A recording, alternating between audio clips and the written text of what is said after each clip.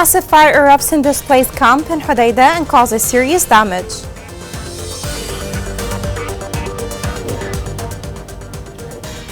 An Omani delegation arrives in Sana'a to discuss with the Houthis ways to revive the truce. Houthi militia imposes extra restrictions on women in the areas under their control.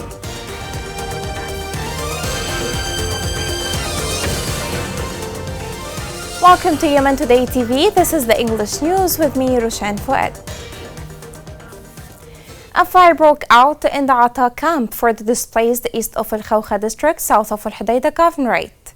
The correspondent of Yemen Today channel reported that 7 displaced families were affected by the fire, and about 85 families from the city of Hodeidah live in the camp, who were displaced by the Houthi militia and forced to displacement.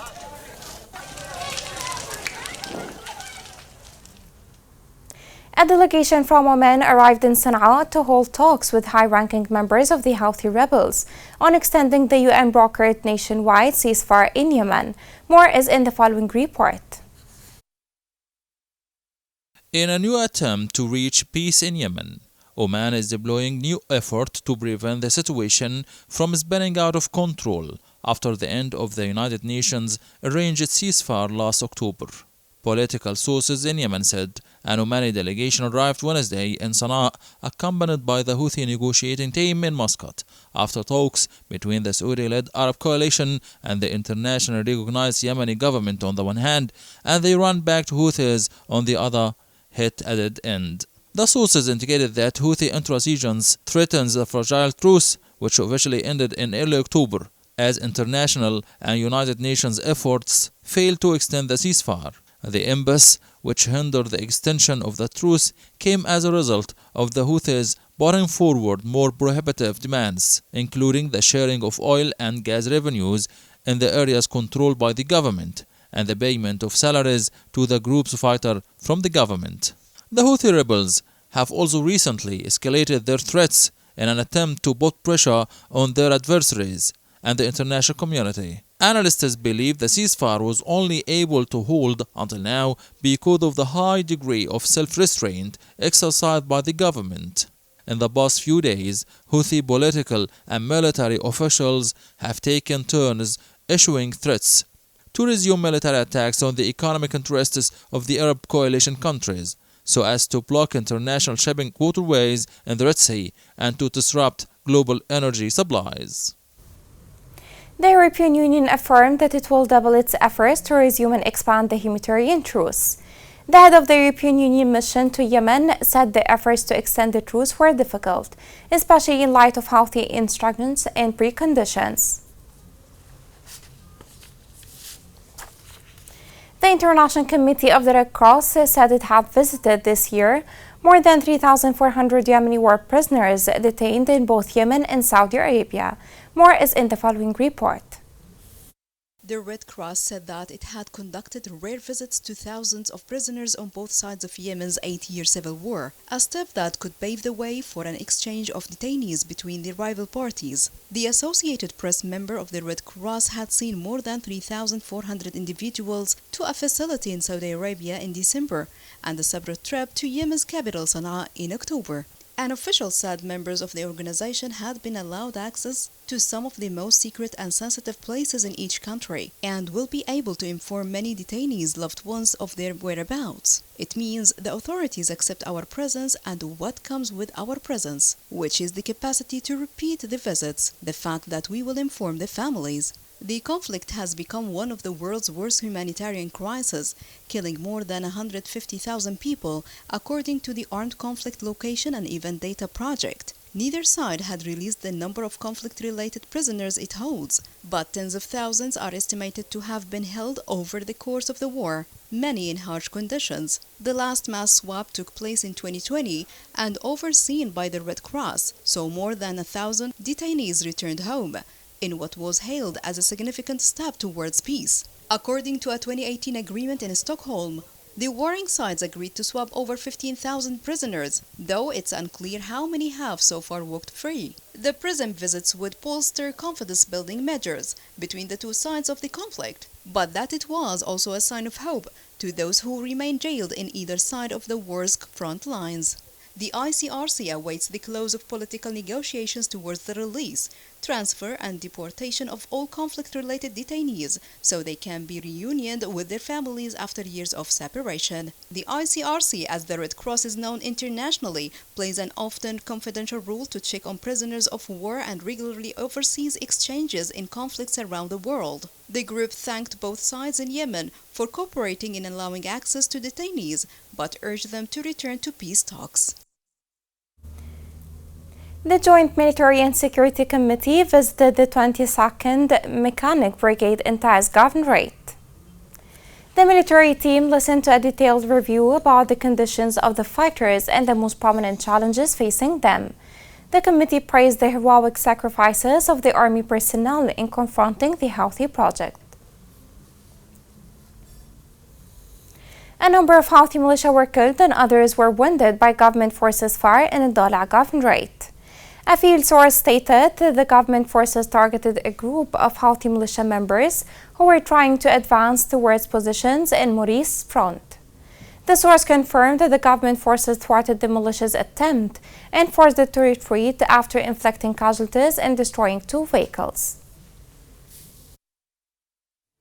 Yemen, the worst famine the world has seen in 100 years. Right now, over 8 million people are facing starvation. Since the beginning of the war, 85,000 children have died due to the lack of food. We cannot allow this to continue. The Yemeni people can't wait.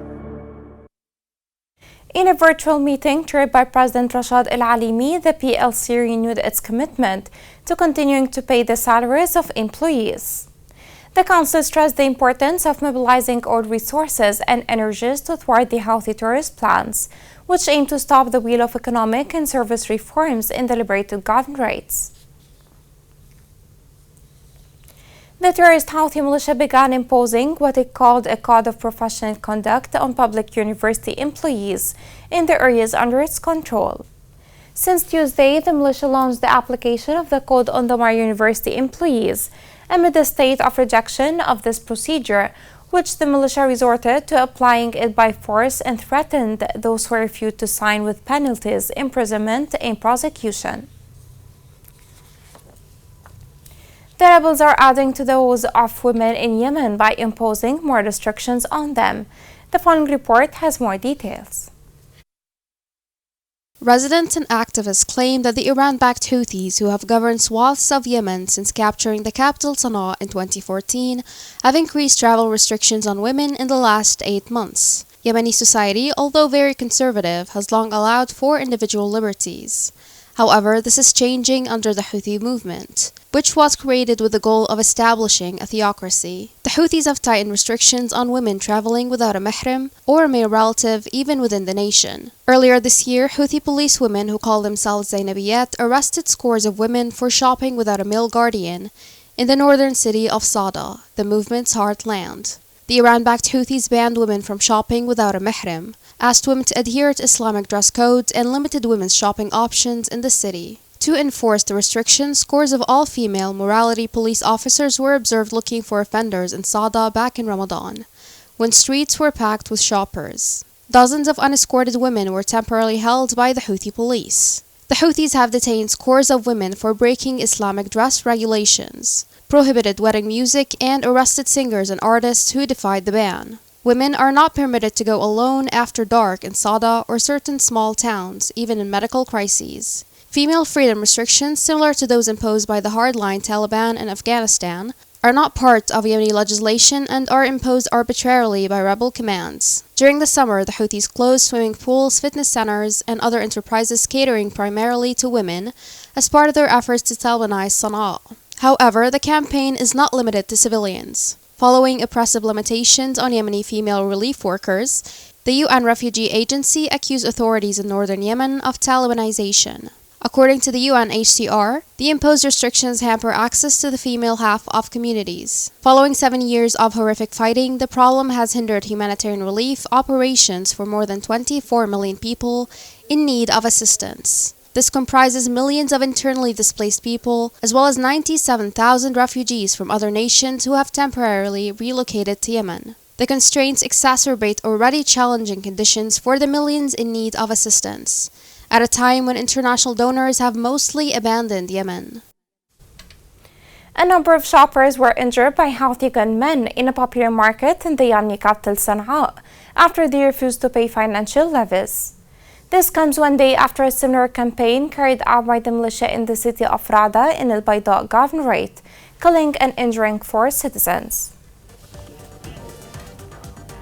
Coming next.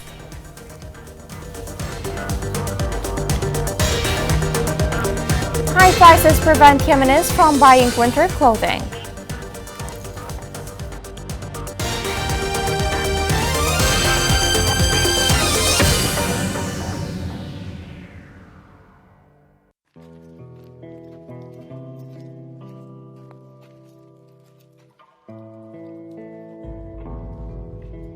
أنا خارج ألعب جهة أصحابي وهو الرمو علينا إن إحنا لو الرمو وقع لي أصحابي صاروا يدوروا أصحاب المخيم بزين صاروا جايين.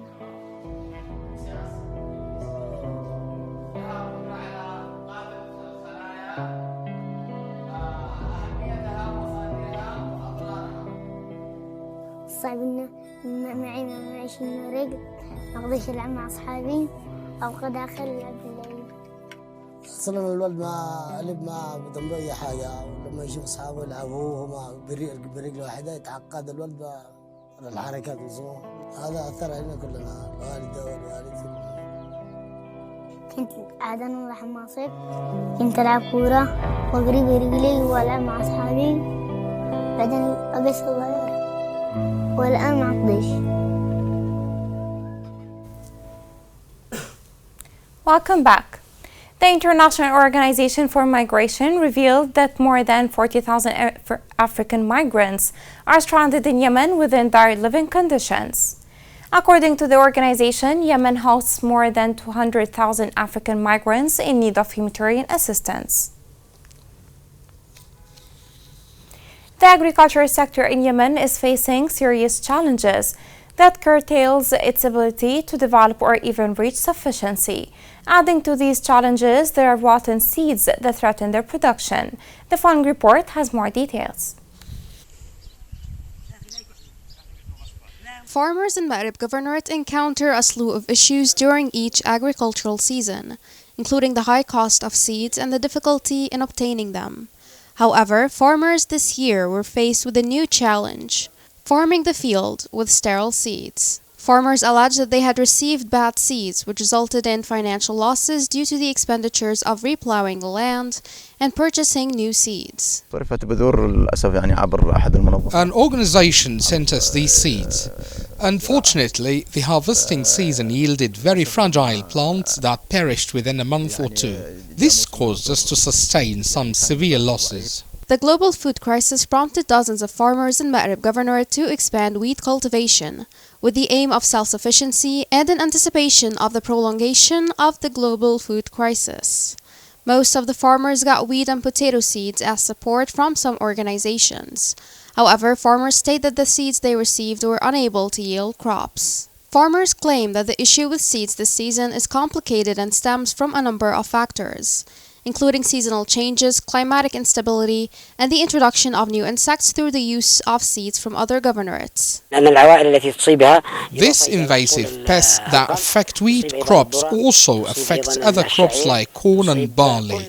As a result of the conflict, the interruption of salaries, the increase in displacement, and the growth in the unemployment rate, thousands of individuals, especially the displaced, resorted to agriculture, relying on it as their primary source of income, seeing as Ma'rib grows a variety of fruits, vegetables, and grains. With each setback that the farmers face, productivity falls and farmers are frustrated at the end of the season, with the Agriculture Office in Ma'rib unable to compensate for their losses. As winter comes in, many people in Yemen do not have enough money to buy winter clothes. The war and the weak economy have a devastating effect on the population. More is in the following report.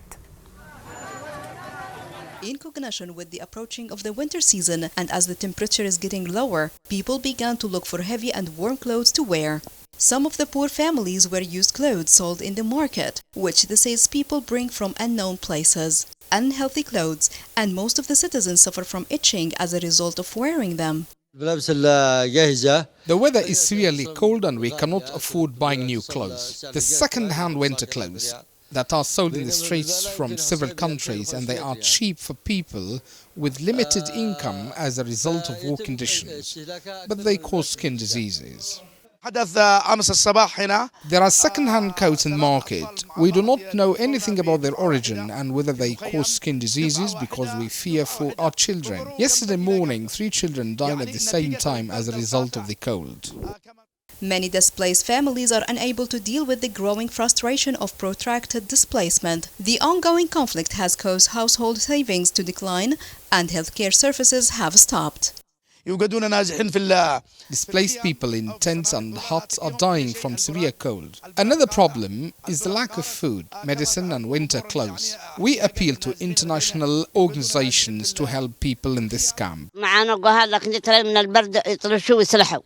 In Al Safia camp, children are sick from the cold and we cannot keep them warm or even set a fire. All we can do is cover them with plastic sheets. We cannot buy clothes and food is unavailable. 3 million displaced people need humanitarian aid. This crisis in Yemen has affected children more than any group.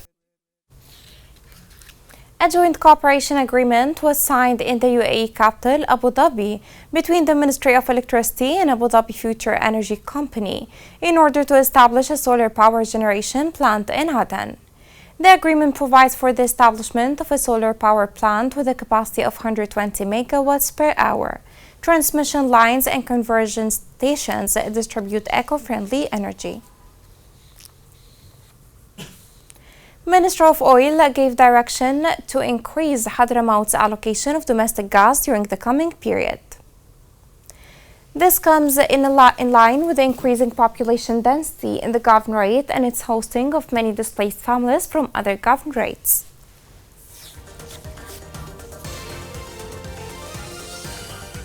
Here is a reminder of the main headlines.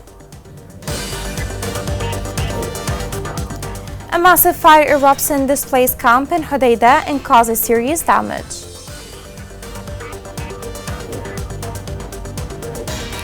An Omani delegation arrives in Sana'a to discuss with the Houthis ways to revive the truce.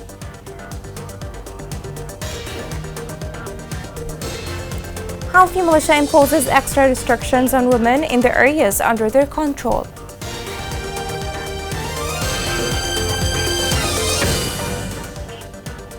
This is the end of the news. It was Roshan Fuad. Thank you for watching.